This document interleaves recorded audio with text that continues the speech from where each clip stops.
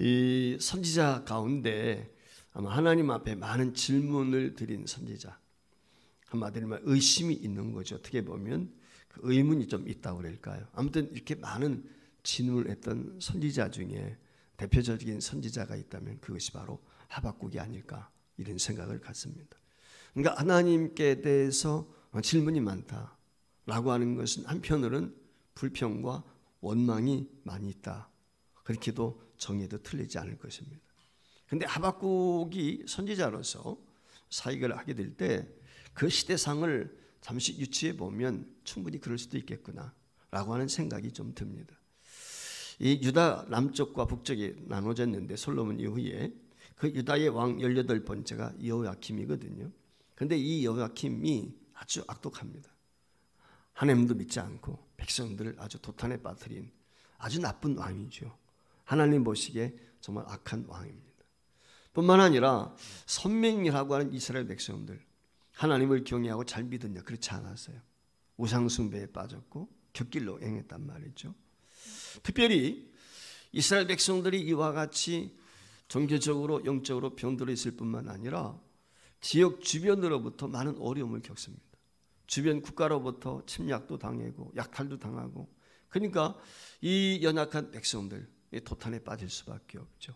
그런 상황에서 정말 하나님 살아계신 것입니까? 하나님은 정말 이스라엘 백성들을 불쌍히 여기시는 것입니까? 라고 하는 질문, 그리고 악한 왕을 비롯해서 불법을 행하는 자들을 보면서 왜 하나님 심판하지 않습니까? 라고 하는 질문 얼마든지 던질 수 있다고 생각이 돼요. 그렇기 때문에 이 하박국은 이런 많은 의문점들을 가지고 하나님 앞에 불만을 토로합니다. 그런데 이 하박국 선지자의 태도가 반전을 이루게 되는 장면이 하박국서 3장입니다. 2장까지 원망이 있고 불평이 있던 그 의문점이 많았던 하박국 선지자가 3장에 가게 되면 감사합니다. 찬양을 합니다.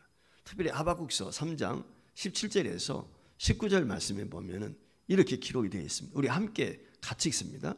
비록 무화과 나무가 무성하지 못하며 포도나무에 열매가 없으며 감람나무에 소출이 없으며 밭에 먹을 것이 없으며 우리의 양식이 없으며 외양간에 소가 없을지라도 나는 여호와로 말미암아 즐거워하며 나의 구원의 하나님으로 말미암아 기뻐하리로다. 주 여호와는 나의 힘이시라. 나의 발을 사슴과 같게 하사 나를 나의 높은 곳으로 다니게 하시리로다. 조금 전까지만 해도 의문점이 많았어요. 원망 불평했던 하박국인데 전혀 딴판입니다. 180도로 바뀌었습니다. 그 이유가 무엇일까요? 하나님의 뜻을 알았기 때문에, 하나님의 섭리를 깨달았기 때문입니다. 의인은 믿음으로 말미암아 산다 라고 하는 주의 음성을 듣게 되었을 때, 아, 이 고난과 시련에도 의미가 있구나, 여기 하나님의 경륜이 있구나, 하나님의 뜻이 있다는 것을 보게 된 것입니다. 그렇습니다. 내가 어떤 상황, 어떤 형편에 있든지 간에 하나님의 경륜이 무엇인지, 왜 하나님이 내 이렇게 고난 가운데 두시는지, 그 의미를 우리가 알게 될 때 더 이상 질문하지 않습니다. 더 이상 불평하지 않습니다. 오히려 찬양하는 것이죠. 오히려 감사하는 것입니다. 사람의 생각이라고 하는 것은 순간입니다. 바뀌는 것이 일순간이거든요. 어떤 내가 바뀌어야 되겠다라고 계획을 해서 바뀌는 게 아니라 어떤 계기를 통해서 순식간에 바뀌는 거예요. 그럼 언제 바뀝니까? 의미와 뜻을 깨달을 때요.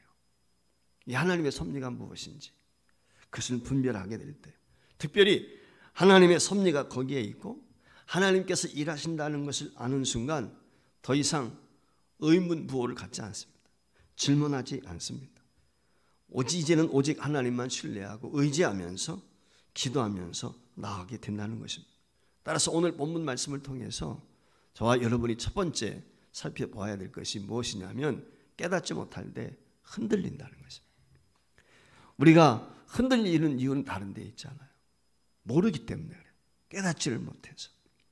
예수님께서 십자가를 앞두고 당신이 떠날 것을 제자들에게 여러 차례 이야기를 하셨어요. 이미 주님은 제자들에게 예루살렘에 올라가게 되면 내가 고난을 받고 넘겨져서 십자가에 달려 죽을 것이다. 그리고 3일 만에 내가 부활할 것이다. 라고 하는 것을 여러 번 제자를 깨우쳐 주셨어요. 오늘 여기 본문 말씀에도 보면 우리가 읽지 않았지만 5절 말씀에 전반부에 보면 이런 말씀이 나와 있어요. 지금 내가 나를 보낸 이에게로 가는데 조금 있으면 너희가 나를 보지 못하겠고 또 조금 있으면 나를 보리라. 16절에 이렇게 말씀을 했거든요. 자, 조금 있으면 너희가 나를 보지 못하고 조금 있으면 너희가 나를 볼 것이다. 내가 가는 이 길을 너희가 알지 못하지만 그때는 알 것이다. 이 뜬금없이 제자들 귀에는 들리는 거예요. 이게 무슨 소리야? 조금 있으면 너희가 나를 보지 못하는데 조금 후에 또 내가 본다? 이게 무슨 말이야? 서로 간에 의견이 분분합니다. 그래서 오늘 여기 본문 말씀에 보면 17절, 18절에 제자들이 지금 서로가 자신들의 의견을 교환하는 거죠. 뭐라고 얘기하면 같이 읽어볼까요?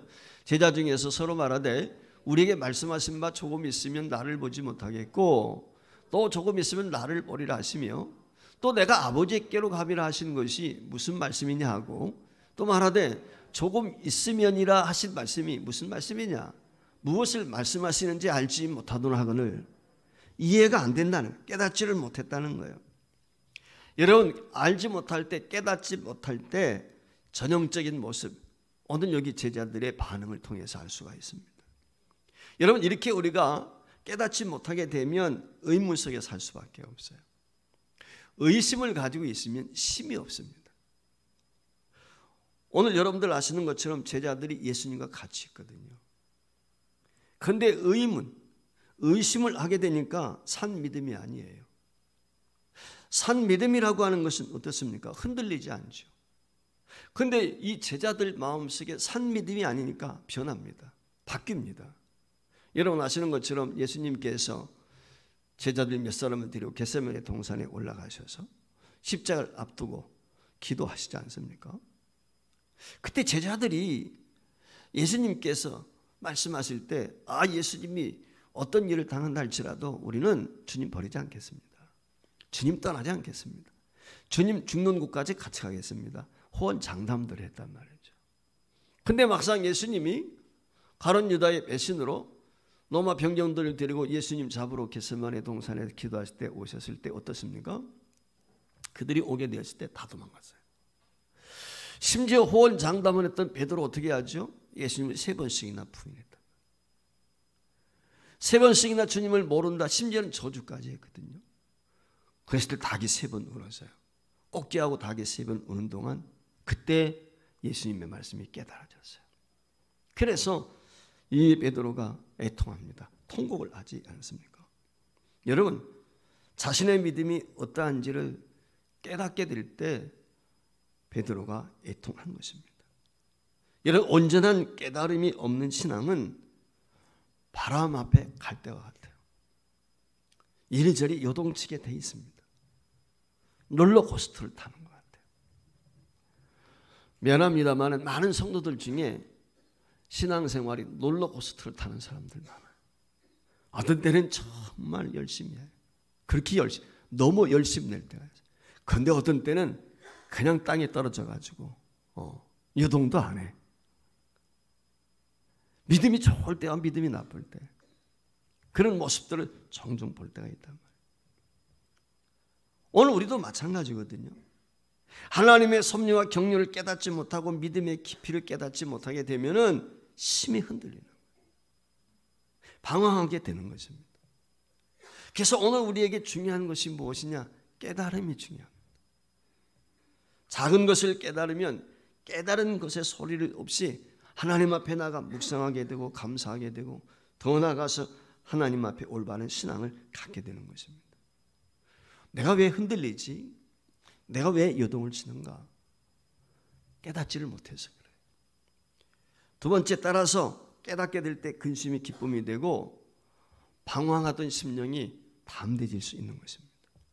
자, 오늘 여기 본문 20절 말씀에 보면 내가 진실로 진실로 너에게 이르노니 너희는 곡하고 애통하겠으나 세상은 기뻐하리라. 너희는 근심하겠으나 너희 근심이 도리어 기쁨이 되리라 그랬어요.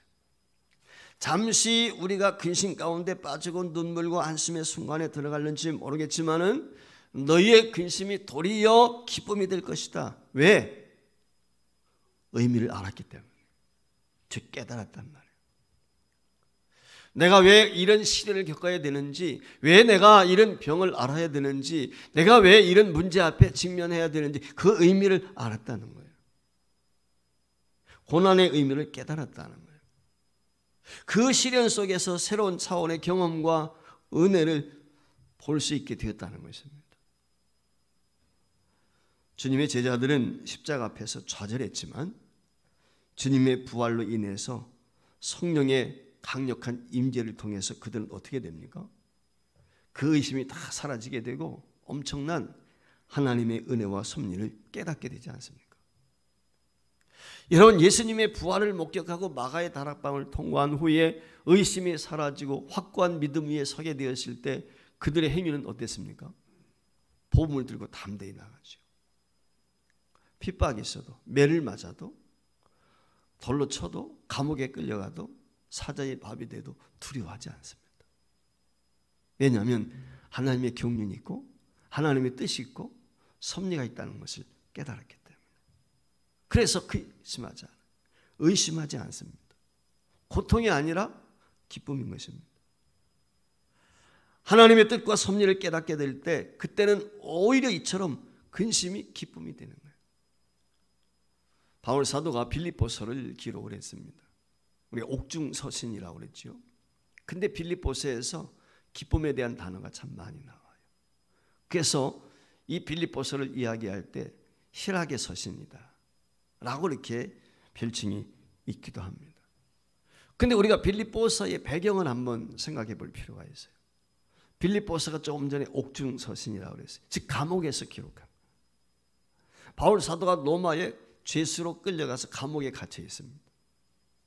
그 바울이 감옥에 갇혀 있으므로 염려하고 있는 빌립보 교회 교인들을 위로차 편지를 쓰는 거예요.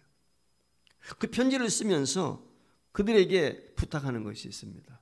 기뻐하라, 기뻐하라, 기뻐하라. 계속 기뻐하라는 거예요. 여러분 한번 생각해 보세요. 바울은 지금 감옥에 있어요. 억울하다고 생각할 수 있어요.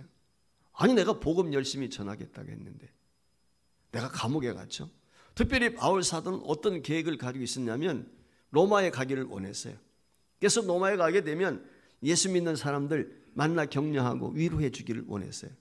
그리고 로마에 가서 그 넓은 도시에 세계를 호령하고 있는 이 로마에 가서 길은 로마로 통하는데 그 로마에서 내가 복음을 전해야 되겠다. 이런 생각을 가졌다. 그런데 죄수의 몸으로 끌려왔습니다. 감옥에 갇혔습니다. 이게 무슨 일이지? 왜 내가 감옥에 갇혀야 돼? 원대한 꿈과 비전을 가지고 있는데 하나님이 분명히 그렇게 주셨다고 믿었는데 의구심이 들 수 있죠. 그런데 바울은 깨달았어요. 답을 얻었어요. 그것이 무엇입니까? 하나님의 뜻이 있다는 거예요. 하나님의 섭리가 있다는 것입니다. 어떤 섭리인가? 여러분 잘 아시는 것처럼 바울은 살아있을 때 감옥에 갇히기 이전에 많은 사람들로부터 인정받고 칭찬도 받았지만 반대하는 사람들도 많았어요.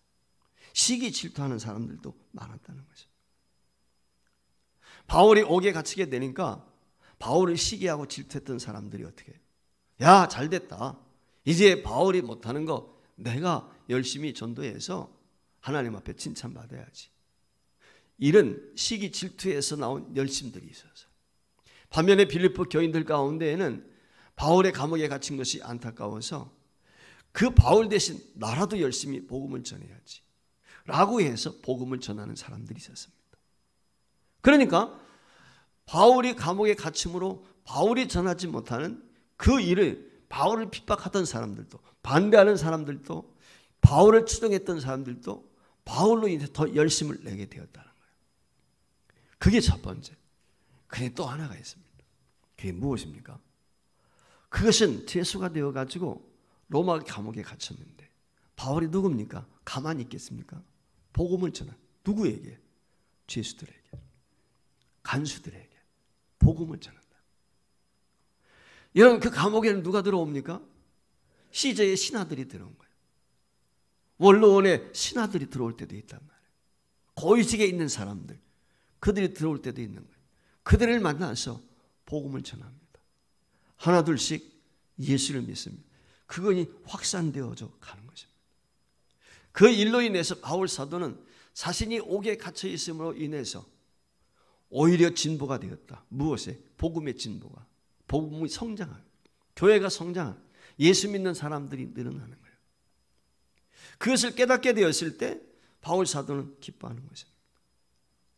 오늘 예수님께서 한 예를 들고 있습니다. 임신했습니다. 출산날이 다가왔어요.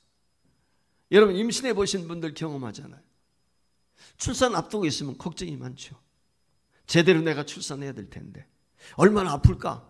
그 고통이 얼마나 심할까? 두려움도 있죠. 그렇지 않습니까? 그런데 오늘 여기 성경 말씀에 보면 그 출산을 앞두고 있는 산모가 고통스러워하고 힘들어하고 무서워하지만 출산 후에 기뻐한다는 거예요. 그 출산의 고통, 아픔 다 잊어버린다는 거예요. 왜 그렇습니까? 오늘 여기 22절에 그래. 지금은 너희가 근심하나 내가 다시 너희를 보리니 너희 마음이 기쁠 것이요 너희 기쁨을 빼앗을 자가 없어요.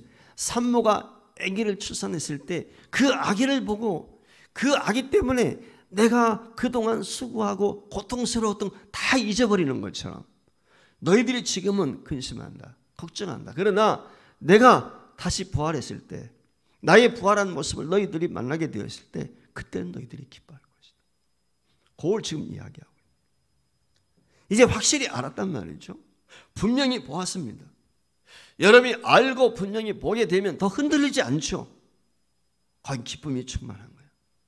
따라서 얻은 그 기쁨을 누구도 빼앗을 수가 없다 라고 주님이 지금 말씀을 하고 있는 것입니다.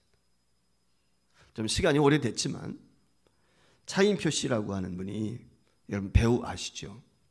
우리 방송에 나와가지고 자신의 삶에 대한 이야기를 한 적이 있어요. 우리 교회에서 협력하고 있는 컴패션, 그 컴패션에 이분 NGO 단체인데 거기 홍보대사입니다. 그가 홍보대사가 되어서 기쁨과 행복이 무엇인지 거기에 대한 이야기를 하는 거예요. 여러분 차인표 씨의 부인이 누구죠? 신애라 씨. 그 신애라 씨를 만나가지고 3남매를 두었는데 그 3남매 중에 하나이만 자기들이 낳은 거예요. 그리고 2명의 딸들은 입양을 한 것입니다. 그리고 이 차인표 씨가 아마 지금은 더 많이 알리라고 생각이 드는데 그때 방송에 나왔을 당시에 그 50명의 아이들, 그 50명의 아이들을 사시처럼 삼아가지고 그들을 세계에 흩어져 있는 50명의 아이들을 서포트해 주고 있다는 거예요. 그러면서 그가 하는 얘기가 이 아내의 신실한 신앙과 봉사의 삶이 이처럼 자신에게 영향을 끼쳐서 나도 이와 같이 봉사의 삶으로 들어서게 되었는데 그 이전과 지금의 삶을 비교하면 나는 너무 행복하다. 그 이전의 삶에 비해 지금 나는 10,000배 이상 행복합니다 라고 하는 고백을 했습니다. 사실 원래 그랬던 사람이 아니었어요. 그 부인 때문에 어쩔 수 없이 이 컴패션이라고 하는 것을 알게 되었고 컴패션에서 광고차, 홍보대사가 좀 돼달라. 그래서 그 광고 이 카피를 찍기 위해서 인도를 방문하게 되는데 스태프들과 함께 갑니다. 그 스태프들과 인도를 가게 될 때 대개 보면 컴패션에서 어떻게 합니까? 컴패션에서 우리가 내가 돕고 있는 아이들을 찾아보게 될 때 내 경비 자비량으로 가야 되다. 그러니까 다른 스태프들은 다 자기 돈으로 비행기 표를 끊어가지고 인도를 방문하는 거예요. 그런데 나는 홍보대사로 당신들이 광고를 찍기 위해서 가는 거니까 내 비행기표 내놓으시오. 비행기표 사줬어요. 이코노믹 그냥 일반석을 사줬어요. 그랬더니 그 비행기표를 받아본 차인표가 그랬다는 거예요. 아니 나보고 여기 타란 말입니까? 비위성을 끊어주죠. 고급스러운 장소로 바꿔달라고 그랬어요. 그래서 차인표가 하다는 대로 끊어줬어요. 그 티켓을 받아든 이 차인표가 말이죠. 해외여행을 여러 번 다니다 보니까 마일리가 많이 싸지지 않겠어요. 그 마일리를 이용해가지고 퍼스트 클래스 가장 좋은 자리에 비행기 타고 인도까지 가게 된 것입니다. 자, 인도의 공항에 도착을 해서 5시간 버스를 타고서 그 목적한 목적지에 도착하게 되었을 때 아이들이 나와서 환영을 합니다. 근데 7, 8살 먹은 꼬마잡작한 여자아이가 손을 내밀면서 환영하면서 당신을 사랑한다고 얘기를 하는 거예요. 근데 그 아이를 만나 당신을 사랑합니다 라고 하는 이야기를 듣게 되었을 때 그 소리가 하나님의 음성으로 들린 거예요. 내가 너를 사랑한다. 그 순간 무너져 버렸어요. 교만했던 차인표 돌아올 때는요, 비행기표 바꿔가지고 우리가 잘 아는 것처럼 이코노미석 타고서 왔다는 것입니다. 그 후로 그의 삶이 달라졌어요. 하나님 일하심을 깨닫게 되었어요. 그래서 기꺼이 그 일을 맡아서 홍보대사로, 아니 홍보대사 이전에 지금은 적극적으로 그 일에 참여해서 열심히 하고 있습니다. 사람이 깨달을 때 기쁨이 있습니다. 내가 어떤 문제 앞에 직면했지만 거기에 하나님의 뜻이 있고 섭리가 있고 의미가 있다는 것을 이해하게 되면 원망하지 않습니다. 불평하지 않습니다. 감사가 있는, 찬양이 있는 것입니다. 따라서 세 번째, 이 은혜를 알고 이 기쁨에 있는 사람은 이제 하나님 앞에 더 이상 묻지 않는다는 거예요. 질문하지 않는 거예요. 아니, 물을 필요가 없습니다. 오늘 여기 23절에 그랬어요. 그날에 너는 너희가 아무것도 내게 묻지 아니하리라. 내가 진실로 진실로 너에게 이르노니 너희가 무엇이든지 아버지께 구하는 것을 내 이름으로 주시라 그랬어요. 이제 더 이상 염려하지 않아도 됩니다. 묻지 않아도 됩니다. 아니, 더 이상 물을 필요가 없습니다. 모든 것이 하나님의 섭리가 있고 뜻이 있다는 것을 알았기 때문입니다. 바로 믿음의 문제인 것입니다. 이제 하나님의 섭리를 봅니다. 그것을 깨닫습니다. 그렇다면 더 이상 묻지 않습니다. 오직 그분의 손이 있음을 믿고 전적으로 맡기는 것입니다. 예수님께서 십자가 지시기 위해서 예루살렘으로 가시게 될 때 제자들에게 내가 심히 고민이 된다. 그러니 너희들이 나와 함께 기도해다오. 겟세마네 동산에서 주님이 기도하시는데 힘쓰고 애써 얼마나 간절히 기도했던지, 땀이 흘리는데 땀방울 속에 못의 혈관이 터져가지고 피가 섞여 나온다고. 그 땀방울이 피빛이 됐다고. 하나님, 정말 내가 이 십자가 돼야 되는 겁니까? 십자가를 앞에도 너무 고통스러우니까. 제자들이 돌아와 보니까 졸며 자고 있어요. 예수님께서 저는 불평이라고 생각이 들었어요. 야, 너희가 한시도 나와 함께 깨어 있을 수 없더냐. 나는 지금 이렇게 심히 고민하고 있는데 어떻게 너희들 잠잘 수 있어?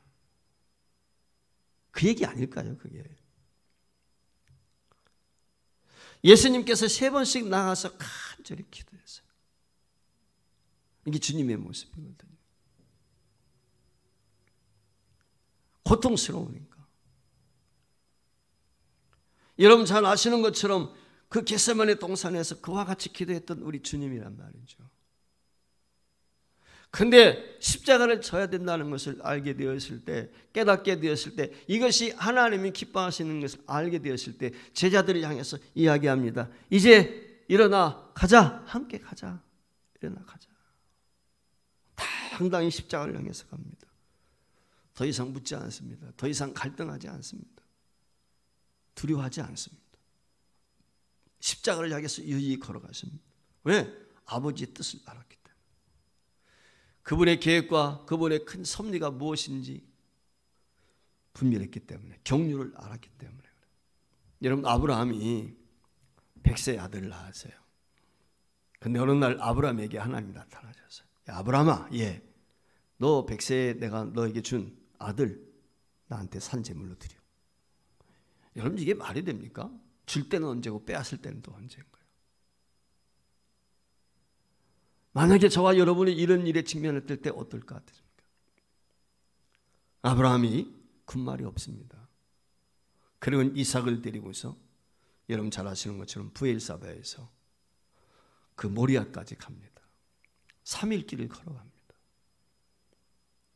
이삭이 이 아버지를 조롱조롱 따라가면서 모리아산에 이렇게 가까이 오게 되었을 때 묻습니다. 아버지 하고 묻습니다. 그것이 창세기 22장 7장이거든요. 무엇을 묻습니까? 아버지, 번제에 쓸 불과 나무는 있는데 번제에 사용할 어린 양은 어디에 있습니까? 제물은 어디에 있습니까? 그걸 묻습니다. 이때 아브라함의 대답이 있습니다. 창세기 20장 8절입니다. 하나님이 자기를 위하여 친히 준비하시리라. 하나님이 친히 준비하신다고 그랬어. 이제 하나님이 친히 준비하시리라고 하는 이 말에 이삭이 더 이상 묻지 않습니다. 그 말씀 따라 순종하며 따라 올라가요. 왜 그랬을까요? 아버지 하나님을 알기 때문에. 아버지가 어떤 믿음의 소유자인지를 알기 때문에 더 이상 이의를 제기하지 않아요. 그리고 따라 올라가서 그 제물이 됩니다. 제물이. 여러분 한번 생각해 보세요. 그 어간에 아브라함과 이삭과 다퉜다는 얘기 있습니까? 한마디도 없습니다. 이유가 뭘까요? 아버지의 믿음이 뭔지, 아버지가 과거에 제단을 쌓을 때 어떤 모습이었는지 이삭은 익히 알고 있습니다. 이해하고 있어요. 그러니까 자신이 제물이 되는 그 순간에도 순종합니다. 기꺼이 제물이 되기로 결심합니다. 이삭은 예수 그리스도의 예표요, 사실은. 어린 양이 되신 것이요. 로마서 8장 28절 말씀에 보면 바울 사도가 이런 고백을 하죠. 우리가 알거니와 하나님을 사랑하는 자 곧 그의 뜻대로 부르심을 입은 자들에게 모든 것이 합력하여 선을 이루느니라. 여러분, 이 말씀이 정말 깨달아집니까? 여러분이 이 말씀을 곱씹어서 깨달아지게 되면, 이 말씀이 믿어지게 되면 내가 하나님을 사랑하고 그분이 내 안에 있고 내가 부르심 안에 있다는 것을 확신하게 될 때 내가 어떤 상황, 어떤 형편에 있든지 전혀 의심하지 않습니다. 의문점이 생기지 않습니다. 물어보지 않습니다. 왜 내가 병들어야 됩니까? 왜 내 사업이 망해야 됩니까? 왜 내 자식이 저 모양 저 꼴이어야 됩니까? 왜 내 가정에 이런 십자가가 있어야 됩니까? 묻지 않습니다. 아직도 여러분에게 질문이 있습니까? 깨닫지 못했기 때문에, 하나님의 섭리와 뜻을 분별하지 못했기 때문에 원망이 있는 것입니다. 왜 내가 병들어야 되는지, 왜 사업이 이처럼 어려움을 겪어야 되는지, 왜 자식이 속을 썩여야 되는지 이해할 수가 없기 때문에 거기엔 질문이 있고, 거기엔 원망이 있고, 거기엔 불평이 있는 것입니다. 그러나 하나님을 사랑하는 자에게 모든 것이 합력하여 선을 이룬다는 하나님의 경륜과 하나님의 섭리와 하나님의 뜻과 이 모든 것을 이해하게 될 때, 깨닫게 되었을 때, 그것을 믿음으로 바라보게 될 때, 그때는 오직 하나밖에 없습니다. 감사와 찬양과 기도하는 것밖에 없어요. 하박국 선지자와 같이. 그래서 우리 주님이 오늘 하시는 말씀이 23절, 24절이에요. 뜬금없이 기도하라고 하는 것처럼 느껴지지만 그렇지 않아요. 주님의 뜻과 섭리를 분별한 사람은 주의 나라와 의를 위해서 기도하는 거예요. 그래서 오늘 여기 그렇게 말씀합니다. 그날엔 너희가 아무것도 내게 묻지 아니하리라. 내가 진실로 진실로 너희에게 이르노니 너희가 무엇이든지 아버지께 구하는 것을 내 이름으로 주시리라. 지금까지는 너희가 내 이름으로 아무것도 구하지 아니하였으나 구하라. 그러면 받으리니 너희 기쁨이 충만하리라. 하나님의 일을 보았습니다. 하나님께서 살아계심을 알았습니다. 하나님의 섭리 안에서 되어짐으로 결국 합력하여 선을 이룬다는 것을 깨달았습니다. 그렇다면 우리가 할 수 있는 것이 무엇일까? 그것은 바로 기도라는 것입니다. 하박국과 같이 하나님을 찬송하고 감사하는 기도를 내가 지금 드리고 있는가? 그리고 구하는 기도를 드릴 때 하나님께서 일하시는 것을 보게 될 줄 믿습니다. 제자들이 주님의 부활을 목격하듯, 그리고 승천하시고 성령을 통해서 오셔서 엄청난 하나님의 일이 이루어지는 것을 보듯이 저와 여러분을 통한 하나님의 일이 이루어지는 것을 저와 여러분이 목도하게 될 것입니다. 그리고 그분의 뜻과 섭리 안에 내가 있음을 깨닫고 감사함으로 살아갈 수가 있습니다. 사는 성도 여러분, 우린 예수님을 알고 믿고 그분과 함께하고 있습니다. 그러나 보다 중요한 것은 함께 있다는 그 사실만이 아닙니다. 그분의 뜻과 섭리를 알고 그 안에서 살아가는 것입니다. 하나님께서 나를 통해 우리를 통해 어떻게 행하실지에 대한 분명한 믿음 속에서 그 일을 기대하며 살아가는 것입니다.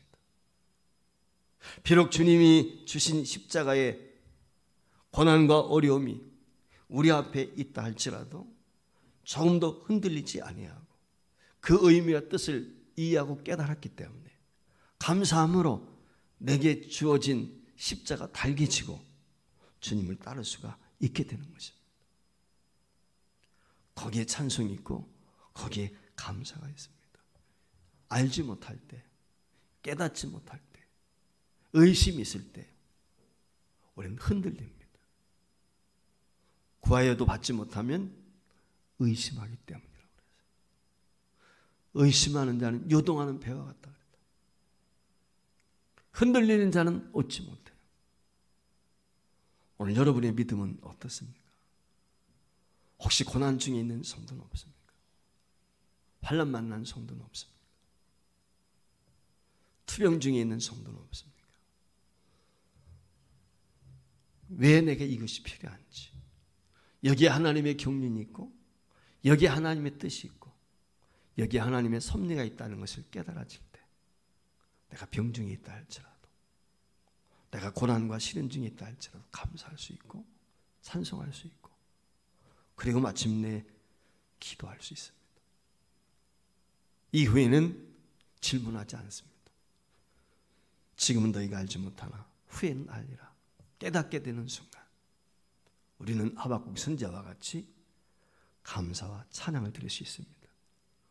오늘 사랑하는 여러분들이 하나님의 역사가 나와 함께 하신다, 하나님의 경륜이 있고 뜻이 있음을 분명히 깨닫고 이 주님의 기쁘신 뜻 가운데 늘 감사하고 기뻐할 수 있는 그런 성도로 세워질 수 있기를 주의 이름으로 축원합니다.